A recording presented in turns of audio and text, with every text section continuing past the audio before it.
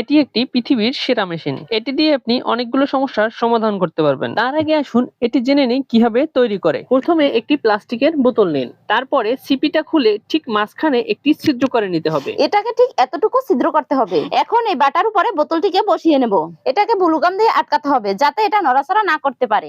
আটকানো হয়ে গেলে এর ভিতরে আমি জল দিয়ে দেব। বন্ধুরা, আমার এই ভিডিওটি কোথা থেকে দেখছেন অবশ্যই কমেন্ট করে জানাবেন। জলটা আপনি আপনার প্রয়োজন মতো ভরে নেবেন। জল ভরে নিয়েছি, এরপরে আমি এর ভিতরে বডি স্প্রে দিয়ে দেব। আমি এখানে সুগন্ধির জন্য বডি স্প্রে ব্যবহার করেছি। এরপরে এর ভিতরে কয়েক ফোঁটা ব্লু কালার দিয়ে দিতে হবে। আমি এখানে সৌন্দর্যের জন্য ব্লু কালার ব্যবহার করেছি। এখন ছিদ্র করা এই সিপিটিতে একটি স্টিক ভরে নেব, তারপরে সিপিটি বোতলের সাথে আটকে নেব। এই তো, এটাকে আমি ভালোভাবে আটকে নিয়েছি।